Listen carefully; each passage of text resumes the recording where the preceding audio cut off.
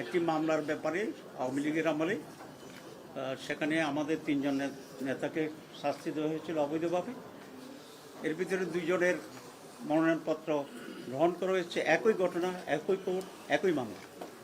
কিন্তু আমাদের senior leader, আপনারা জানেন, যাকে আপনার সকলেই ছিলেন, যে হামিদুর রহমান আজাদ, তার মনোনয়নটাকে বাতিল করা হয়েছে।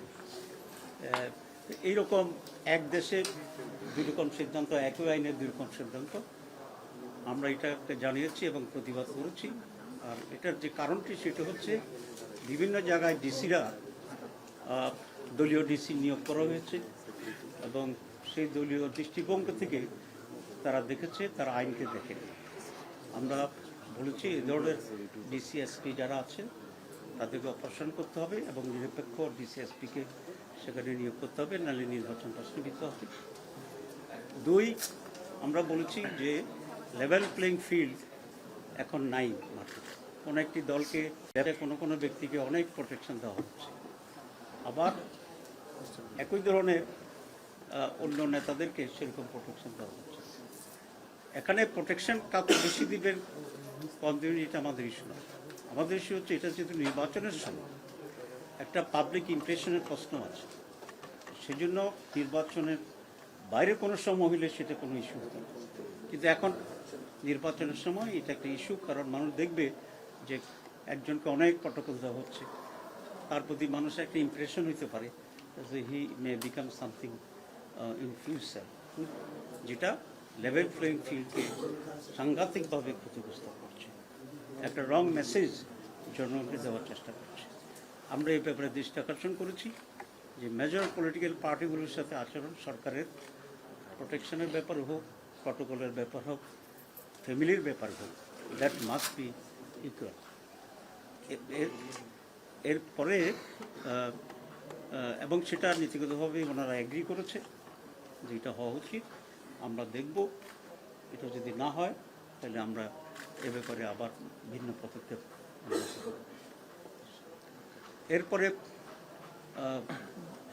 এখন যে প্রচারণার কথা তো আমরা সেটা বলছি এবং আচরণবিধির ব্যাপারে আমরা দৃষ্টি আকর্ষণ করছি। একটি দলের পক্ষ থেকে ভিজিএফ কার্ড ইত্যাদি, কৃষি কার্ড ইত্যাদি বিতরণ করা হচ্ছে বিভিন্ন জায়গায়। ফ্যামিলি কার্ড দিচ্ছে যে ওরা ক্ষমতা গেলে কার্ড ছাপাইয়া দিচ্ছে যে এটা কার্ড করবে। এটা পরিপূর্ণভাবে, সুস্পষ্টভাবে আচরণবিধি লঙ্ঘন। আমরা এটা দৃষ্টি আকর্ষণ করেছি এবং ইলেকশন কমিশন আশ্বস্ত করেছে যে ধরনের ঘটনা হলে তারা ব্যবস্থা গ্রহণ করবেন এবং সেই জন্য আমরা অপেক্ষায় আছি। যদি না হয় তাহলে তো আরও ভিন্ন মাত্রায় আমরা ইলেকশন কমিশনের দৃষ্টি আকর্ষণ করছি। আমরা আরেকটা কথা বলেছি যে ফেয়ার ইলেকশনের জন্য সিসিটিভি থাকা দরকার। ওনারা নীতিগতভাবে অ্যাগ্রি করেছে এবং আমাদেরকে বলেছে এটা তারা করবেন, অ্যাটলিস্ট 90% জায়গায় করবেন, যেখানে কোস্টাল এরিয়া আছে বা যেখানে ইলেকট্রিসিটি সাপ্লাই নেই সেগুলো ছাড়া। তো আমরা ওনাদের কথায় আশ্বস্ত হতে চাচ্ছি যে সিসি ক্যামেরা ওনারা চালু করবেন, কারণ আমরা চাচ্ছি যে একটা ফেয়ার ইকুয়াল লেভেল ফিল্ডে একটা সুষ্ঠু নির্বাচন। কারণ বাংলাদেশে আজকে যে সমস্যা, এই সমস্যার প্রধান কারণই হচ্ছে বিগত 56 বছরের একটা সুষ্ঠু নির্বাচন হওয়া এবং আগামী নির্বাচনটি যদি এরকমই একটা অ্যারেঞ্জ নির্বাচন, তাহলে কিন্তু বাংলাদেশ অস্তিত্বের সংকটে পড়বে এবং দেশ আরও বেশি বিপজ্জনক পরিস্থিতির দিকে চলে যাবে। একটি দল এই করতে গিয়ে তো নির্বাসনে আছে, সুতরাং আরেকটা দল যদি করে তারও এক পর্যায়ে নির্বাসনে যাবে, তারপরে যদি আরও একটা দল করে পর্যায়ে তারাও নির্বাসনে যাবে। তো বাংলাদেশে তার কোনো রাজনৈতিক দল থাকবে না, এই অবস্থায় নির্বাচনে চলে যেতে হবে। এই জন্য সবাইকে আমি মনে করি বাস্তবতা গ্রহণ করে দেশের স্বার্থে যেটা করা দরকার, সকল রাজনীতি দল নিজেকে কনস্ট্যান্ট বা নিজেকে একটা নিয়মের ভিতরে রাখতে হবে। ইলেকশন কমিশনকে দৃঢ় হইতে হবে। ওনারা বলেছেন যে আমরা সব পারি না, আমাদের পারতে হবে, দিস ইজ ইউর ডিউটি, যে আপনাকে পারতে হবে, অ্যাটলিস্ট প্রমাণ করতে হবে যে আপনি মনে প্রাণে চেষ্টা করছেন, সর্বোচ্চ প্রচেষ্টা আপনি করছেন। আদারওয়াইজ নেশন আপনাকে দায়ী করবে, ইলেকশন কমিশনকে দায়ী করবে, আপনাকে করবে। তো এগুলো এইসব সমস্ত মৌলিক বিষয় আমরা দৃষ্টি আকর্ষণ করেছি। ওনারা গুড হিয়ারিং দিয়েছেন, আশ্বাস দিয়েছেন। আমরা বলেছি আশ্বাস নট এনাফ, ভালো কথা নট এনাফ, সব আমরা করব, this is not enough. Action দেখতে চাই। আপনাদেরকে মাঠের প্রমাণ করতে হবে যে what exactly you are doing. ঠিক আছে,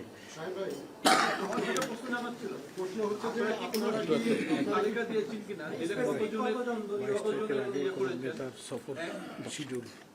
আরেকটা বিষয় হচ্ছে যে জামাতের সাথে বিএনপির তারেক রহমানের সাথে একটা বৈঠক হয়েছিল, ওখানে জাতীয় সরকার নিয়ে কোনো আলোচনা হয়েছিল? জি, প্রথম কথা হচ্ছে আমরা কোনো ডিসিএসপির তালিকা স্পেসিফিক দেই নেই। আমরা বলেছি এরকম ডিসিএসপিদের ভিতরে বৈষম্যমূলক আচরণ হচ্ছে, আমরা আরও অবজার্ভ করব, অবজার্ভ করে আমরা তালিকা দেব এবং এনার প্রমাণসহ আমরা দেব, এবং যখন দেব আপনি এটা অ্যাকশান নেবেন। 2 নম্বর হচ্ছে তারেক সাহেবের সাথে আমাদের কোনো ফর্মাল বৈঠক হয় নাই। ম্যাডামের মৃত্যুর পরে ওনাকে আমরা শোক জানাতে গিয়েছিলাম, মানে আমাদের প্রধান সঙ্গী ছিল, আমারও যাওয়ার কথা ছিল কিন্তু আমার শরীরটা ভালো ছিল না, এবং সেখানে সৌজন্য সাক্ষাৎ হয়েছে, আলোচনা হচ্ছে। বাইদি ভাই আমরা যেটা বলেছি, আমি যেটা বলেছেন সেটা হচ্ছে নির্বাচনের পরেও রায় যেই হোক আমরা সবাই একে অন্যকে মেনে নেব, রায়কে যদি সুষ্ঠু নির্বাচন হয়। আর দেশ পরিচালনার ক্ষেত্রে আমাদের ভিতরে একটা আলোচনা থাকা উচিত, এবং আমরা পারস্পরিক কোঅপারেশনের ভিতরে দেশটাকে আমরা এগিয়ে নিয়ে যেতে চাই। এতটুকু বলেছে। 56 বছরের বলছেন যে সুষ্ঠু নির্বাচন হয়নি। এখানে কি 99 সাল, 2001 সাল, 96 সালে যে নির্বাচন, এগুলো তো বিতর্কিত নির্বাচন হয়েছিল, এটা কি বোঝাতে চেয়েছেন? না, আমি মনে করি যে হারে একেবারে খুব সিরিয়াস সুষ্ঠু হওয়া দরকার ছিল, সেরকম নির্বাচন আসলে বাংলাদেশে হয়নি। কিছুটা গ্রহণযোগ্য নির্বাচন ছিল 91 সালে, 2001 সালে। কারণ গ্রহণযোগ্যতার ইস্যুটা আর শতভাগ সুষ্ঠু হওয়ার ইস্যুটা একটু ডিফারেন্স থাকে, আমি সেটা মিন করতে চেয়েছি। একটা প্রশ্ন ছিল, সেটা হচ্ছে যে আপনি বলেছেন যে নির্বাচন যদি একতরফা করার চেষ্টা করা হয়, একজন লোক চলে গেছে আরেকজনের কোনো চলে গেছে, আপনারা কি মনে করছেন যে একতরফা নির্বাচনের একটা চেষ্টা হচ্ছে? আর 2 নম্বর প্রশ্ন হলো, আইন শৃঙ্খলা পরিস্থিতি নিয়ে আপনারা কোনো উদ্বেগ জানিয়েছেন? আমরা অবশ্যই উদ্বেগ জানিয়েছি, এবং আমি যেটা মিন করছি যে গত কয়েকদিনের আচরণে, সরকারের আচরণে এবং প্রোটেকশনের নামে যে বাড়াবাড়িটা চলছে, সেসব আচরণে আমাদের এই আশঙ্কা তো আমাদের মনেই শুধু নয়, আপনাদের মনেও এটা জাগার কথা স্বাভাবিকভাবে, যে লেভেল প্লেইং ফিল্ডটা এখন নাই। তো আমরা সেটাকেই মিন করতে চেয়েছি। আর আমি যেটা বলছি যে এই পরিণতিটা তো ঠিক না। আজকে ধরেন জামাত যদি এটা করে, জবরদস্তি করে, তাহলে তো আমরা ইতিহাস দেখছি যে টিকতে পারে নাই, কিছু সময়ের জন্য টিকছে। তো জামাতও তো আউট হয়ে যেতে হবে এদেশ থেকে। এরকম আউট হয়ে যেতে তার রাজনীতি থাকবে না। আমি ওটাকেই একটু স্যাটার করে এই ভাষায় কথা বলেছি। কিছু দ্বৈত নাগরিকদের বিষয়ে কথা বলেন, কয়েকটা প্রার্থীর বিষয়ে, এগুলো কি সুনির্দিষ্ট, তাদের বিরুদ্ধে কোনো আপিল আপনারা দায়ের করছেন? আমরা তো আপিল তো দলীয়ভাবে হবে না, আপিল হবে যে কনস্টিটিউন্সি সেই এলাকার সংক্ষুব্ধ যারা তারা প্রার্থীরা করবে। এক্ষেত্রে আমাদের যাদের নমিনেশন বাতিল হয়েছে আমরা যেটা করবই, আর যেখানে যেখানে অন্যদের ব্যাপারে আমাদের অভিযোগ আছে সেগুলো আমরা আপিল করব প্রপার ওয়েতে, নিয়ম অনুসারে, আরপিও মেনে।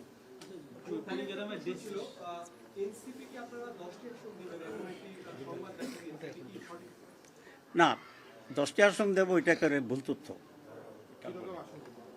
জি,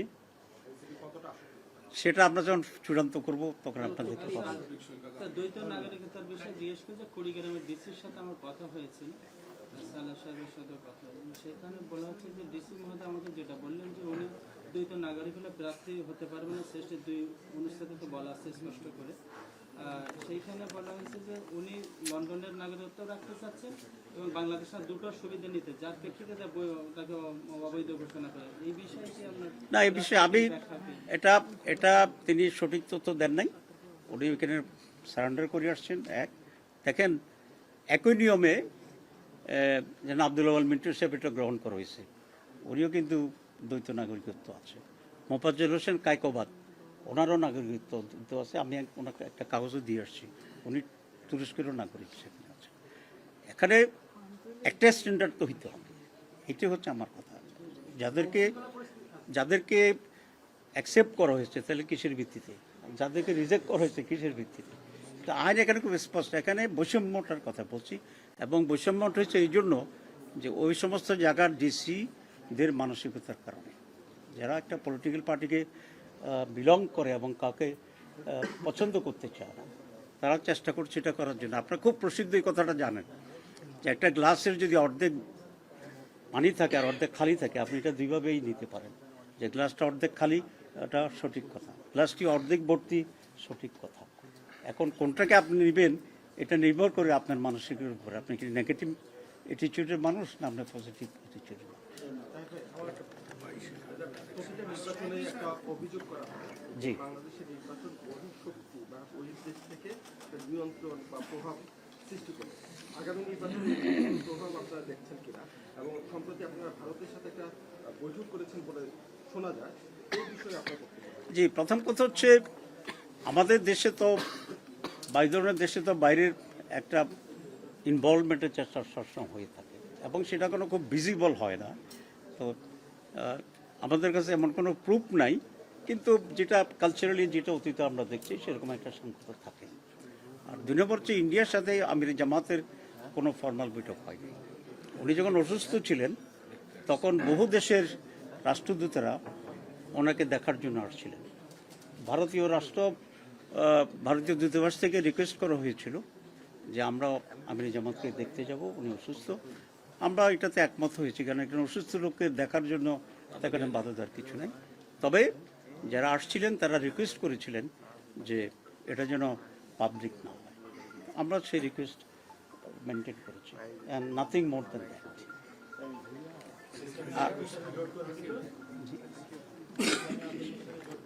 জি, আমরা তো সকলেই এখনো সমঝোতার ভিতরে আছি, আমরা আলোচনা করছি, আমরা ইনশাল্লাহ জি প্রয়োজনে সেই প্রয়োজনটা এখনো হয় নাই। নির্বাচন কমিশনের প্রতি আপনারা আস্থা শিখবেন? আমরা এখনো আস্থা রাখতে চাচ্ছি, যেহেতু আমরা নির্বাচন প্রসেসে আছি। আমরা কথা বলেছি যে আরপিও যারা ভায়োলেট করবে, যেমন কোনো নেতৃবৃন্দের সফরের নিউজ আমরা পাচ্ছি, তো সেখানে 19-21 তারিখের আগে তো ওইভাবে রাজনৈতিক সফর বা নিজের মার্কা নিয়ে সফর করার কোনো সুযোগ নাই। আমরা সব ব্যাপারেও দৃষ্টি আকর্ষণ করেছি।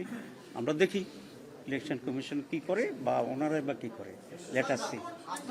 Thank you.